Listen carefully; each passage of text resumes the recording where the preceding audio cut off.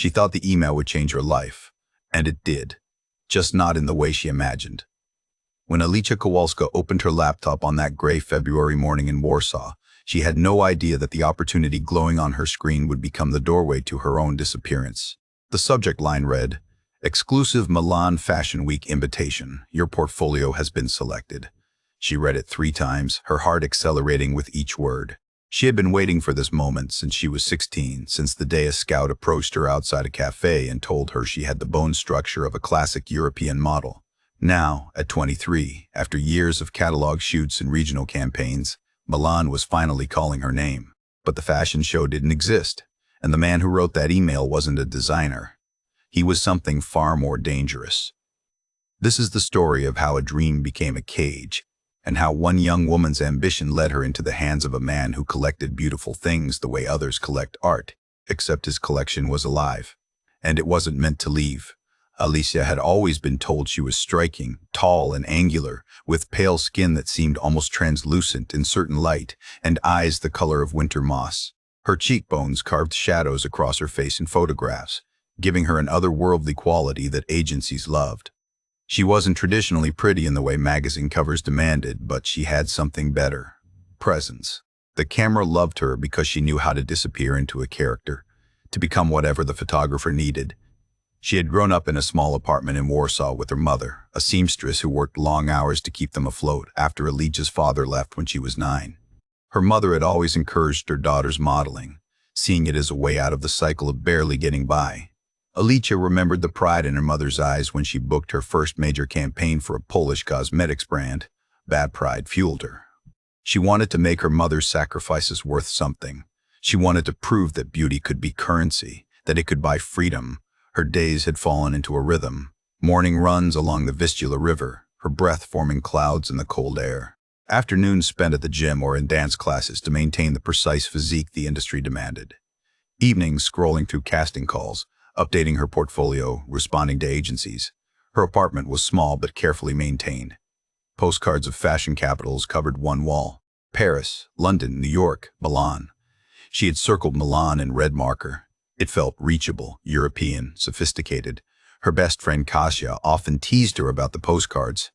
"You've turned your wall into a vision board," she'd said. "Very American of you." But Alicia didn't care. She believed in manifestation, in putting your dreams into the world until the world had no choice but to answer. And then it did. The email arrived on a Tuesday morning. Sender: Alessandro Visconti. Creative Director: Visconti Fashion House.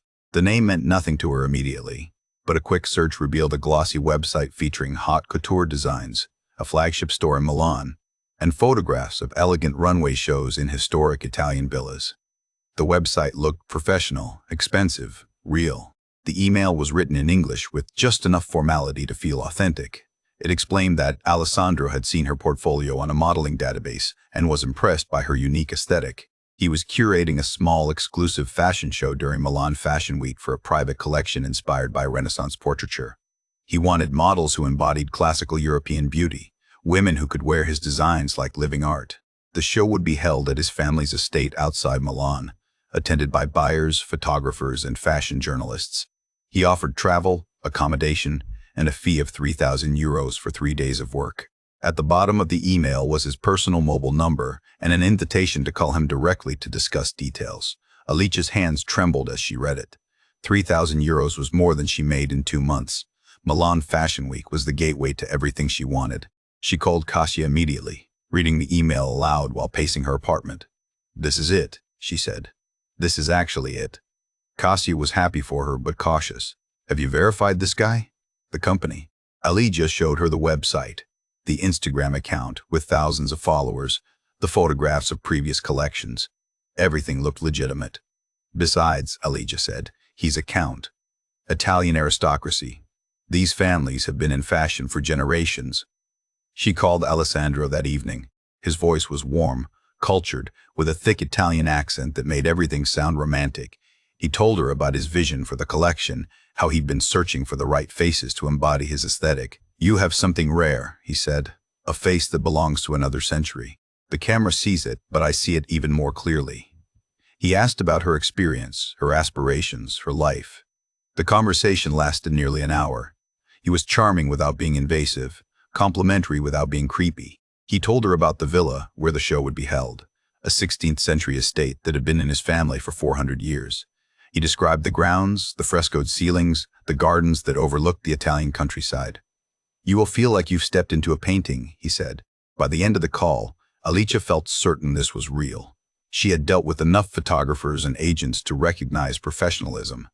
Alessandro seemed like the kind of man who moved in elite circles, who understood art and heritage and legacy. Before hanging up, he asked her to send her measurements and passport details so he could arrange her flights and visa paperwork. She sent them that night. The ticket arrived in her email 2 days later. A round-trip flight from Warsaw to Milan, departing in 10 days, business class. Alicia had never flown business class in her life. She screenshotted the confirmation and sent it to her mother with 3 heart emojis. Her mother called immediately, voice thick with emotion. "You've worked so hard for this, Coach Cheney. I'm so proud of you." They talked about what Alicia should pack, how she should behave around high society people, whether she needed to buy new luggage. Her mother offered to lend her money for clothes, but Alicia refused. "I'll be wearing his designs, Mama. I just need to show up and be myself." The days before departure blurred together in a haze of preparation and excitement. She got her hair professionally cut and colored, a subtle balayage that made her look expensive. She practiced her walk, her poses, the way she held her shoulders. Cassia threw her a small goodbye dinner with a few friends, and they toasted to her success, to Milan, to the beginning of everything. "Don't forget us when you're famous," one of her friends joked. Alicia laughed, but part of her wondered if this really could be the start of something bigger. If Alessandro's show could lead to other shows, other designers, a career that spanned continents. The flight to Milan was surreal. She sipped champagne and watched the clouds pass beneath her, feeling like she was already living a different life. A driver was waiting for her at the airport, holding a sign with her name printed in elegant script. He was an older man, quiet and professional, and he loaded her suitcase into a sleek black car without much conversation. They drove out of Milan, away from the city center, into the countryside. The landscape shifted from urban sprawl to rolling hills dotted with vineyards and stone farmhouses. Alicia stared out the window, mesmerized. It was even more beautiful than she'd imagined. After nearly an hour, the car turned onto a narrow road lined with cypress trees. At the end of the road stood the villa. It was magnificent, 3 stories of pale stone with arched windows and a terracotta roof. Ivy climbed the walls, and a fountain stood in the circular driveway, water trickling from the mouth of a stone cherub. Alicia felt her breath catch. This was real. This was actually happening. Alessandro met her at the door. He was older than she expected, maybe late 40s, with silver streaks in his dark hair and sharp, aristocratic features. He wore an expensive linen shirt and tailored trousers, and his smile was warm but measured. "Alicia," he said, taking her hand and kissing it lightly. "Welcome. I hope the journey wasn't too exhausting." His English was flawless, refined. He led her inside, through a grand entrance hall with marble floors and a sweeping staircase. Frescoes covered the ceiling, faded but still stunning, depicting mythological scenes in soft pastels. He gave her a brief tour, pointing out family portraits and antique furniture, speaking about his ancestors with casual pride. The villa felt like a museum, every corner steeped in history. He showed her to her room on the 2nd floor. It was spacious and beautifully appointed, with a 4-poster bed, heavy curtains, and a window that overlooked the gardens. "Rest tonight," he said. "Tomorrow we begin fittings and rehearsals. The other models will arrive in the morning." Alicia thanked him, and he left her alone. She unpacked slowly, hanging her clothes in the ornate wardrobe, running her fingers over the silk bedspread. Everything felt dreamlike, almost too perfect. That night, she texted Cassia and her mother, sending pictures of the villa, the room, the view from her window. They responded with excitement and pride. She fell asleep easily, exhausted from travel, lulled by the quiet of the countryside. But when she woke the next morning, something felt different. The villa was silent. No sounds of other people arriving, no voices in the hallways. She dressed and went downstairs, expecting to find Alessandro and the other models preparing for the day. Instead, she found him alone in the dining room, sipping espresso and reading a newspaper. "Good morning," he said, glancing up. "I trust you slept well." She asked about the other models. He waved a hand dismissively. "A delay with their travel. They'll arrive this evening. In the meantime, we can start your fittings." He led her to a room on the ground floor that had been converted into a makeshift atelier. Racks of clothing lined the walls, dresses in rich fabrics, jewel tones and metallics. A full-length mirror stood in the center. He selected a gown, deep emerald silk with gold embroidery, and handed it to her. "Change behind the screen," he said, gesturing to a folding partition in the corner. She changed quickly, the fabric cool against her skin. When she stepped out, Alessandro circled her slowly, adjusting the fit, pinning the seams. His hands were professional, efficient, but something about the silence in the room made her uneasy. "You have a beautiful form," he said quietly. "You wear the dress like it was made for you." He took photographs with a professional camera, directing her poses, adjusting the lighting. Hours passed. He had her try on dress after dress, each one more elaborate than the last. By early afternoon, she was exhausted. She asked again about the other models, about the schedule for the show. Alessandro paused, setting down his camera. "Elijah," he said, his tone shifting slightly, "I want to be honest with you. This is a very exclusive project. The other models, they may not be joining us after all, but that doesn't change anything. You are perfect for this collection. You are exactly what I need." The words should have been a compliment, but they landed with a strange weight. "What do you mean they're not coming?" she asked. He smiled, but it didn't reach his eyes. "Plans change in this industry. Surely you know that. The important thing is that you're here, that we can create something extraordinary together." She felt a flicker of doubt, small but insistent. "When is the show?" she asked. "Soon," he said. "Very soon, but for now, let's focus on the work." That evening, she tried to call Cassia, but there was no cell service in the villa. Alessandro told her the signal was weak in the countryside and offered her the use of his landline if she needed to make a call. She dialed Cassia's number, but it went straight to voicemail. She left a message, trying to sound upbeat. "Everything's amazing here. The villa is incredible. Call me back when you can." But even as she spoke, the unease was growing. Over the next 2 days, the pattern repeated. Fittings in the morning, photographs in the afternoon, dinners with Alessandro where he spoke about art and history and his family's legacy. He was always polite, always charming, but she began to notice small things. The doors to certain rooms were locked. The windows in her bedroom didn't open fully, only a few inches for ventilation. She never saw the driver again, and when she asked about going into Milan to see the city, Alessandro said it was too far and they had too much work to do. On the third day, she asked directly about the fashion show. "When will buyers arrive? When do we rehearse the runway?" Alessandro set down his wine glass and looked at her carefully. "Alicia," he said, "I need you to understand something. This project is more intimate than I initially described. It's not a traditional fashion show. It's a private exhibition for a very select audience." Her stomach tightened. "What does that mean?" "It means," he said slowly, "that you are the exhibition. You are the art I've been creating." The room seemed to tilt. She stood up, her chair scraping against the floor. "I want to leave," she said. His expression didn't change. "I'm afraid that's not possible, not yet." She moved toward the door, but he was faster. He stood, blocking her path, and for the first time she saw something cold in his eyes. "You signed a contract," he said quietly. "You accepted payment. You came here willingly. And now you'll stay until I decide you can go." She ran. Up the stairs, down hallways, trying doors that wouldn't open. Her heart slammed against her ribs. She found her room and locked herself inside, dragging a chair against the door. She searched for her phone, her passport, but they were gone. He had taken them while she slept. She screamed, but the villa was isolated, surrounded by acres of empty countryside. No one could hear her. That night, Alessandro stood outside her door and spoke to her through the wood. His voice was calm, almost gentle. "I'm not going to hurt you, Alicia. I just want to keep you here. You're perfect. You're exactly what I've been looking for. I've spent years searching for someone like you, someone who embodies the beauty I want to preserve." He told her about his collection, how he had done this before, brought young women to the villa under the pretense of work, how he kept them for weeks, sometimes months, photographing them, dressing them, studying them like living sculptures. "You'll be treated well," he said. "You'll have everything you need, but you belong to me now, at least for a while." Days became a blur of terror and captivity. She refused to eat at first, but hunger eventually broke her will. Alessandro brought her meals, left them outside her door. He never forced his way into her room, but he controlled everything else: the electricity, the water, her access to the rest of the villa. He spoke to her through the door every evening, telling her about his childhood, his obsession with beauty, the loneliness of being the last of his family line. He described it like a romance, like they were partners in something meaningful. But Elijah understood what he was: a collector, a captor, a captor. a man who believed his wealth and name gave him the right to possess another human being. She tried to escape twice. Once, she broke a window and climbed onto the ledge, but the drop was too far and the villa too isolated.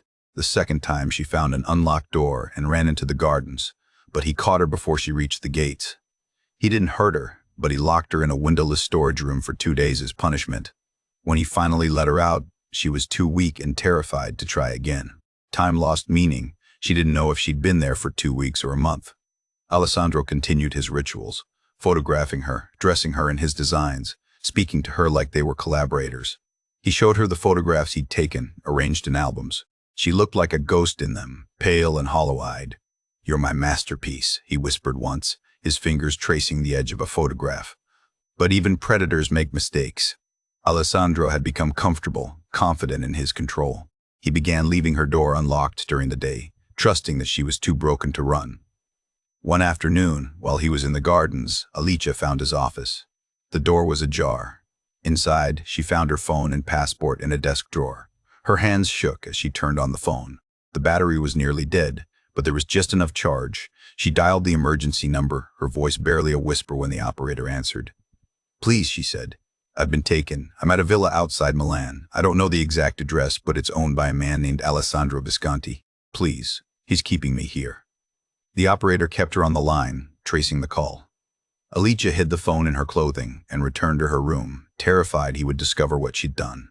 Hours passed. She heard nothing. Then, as the sun began to set, she heard voices, shouting, the sound of car doors slamming. She ran to the window and saw police vehicles in the driveway, officers surrounding the villa. Alessandro was on the front steps, gesturing wildly, insisting there was some mistake. But they pushed past him. They found her in her room, trembling and malnourished, still wearing one of his gowns. An officer wrapped a blanket around her shoulders and led her outside. She didn't look back at the villa. She couldn't. The investigation that followed revealed the full scope of Alessandro's crimes. He wasn't a count, though he was wealthy and did own the villa.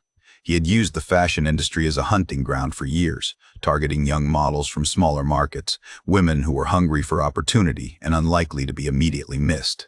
The website, the Instagram account, the emails, they were all part of an elaborate fabrication. He had done this to at least 4 other women before Alicia, though none had reported him. Some had been too ashamed. Others had been paid off, threatened into silence.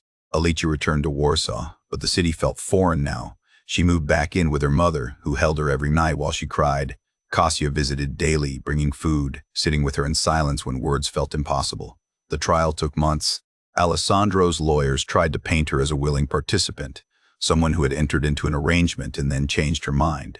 But the evidence was overwhelming. The locked doors, the confiscated documents, the photographs that showed her deterioration.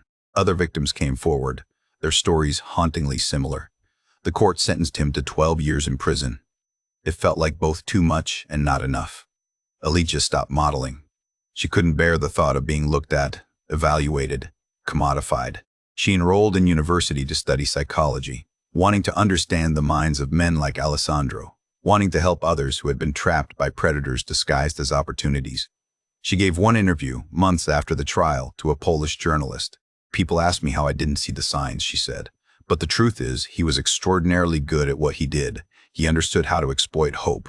And hope, when you're desperate for something, can make you blind." Her mother framed one of her old modeling photos from before Milan and hung it in the living room.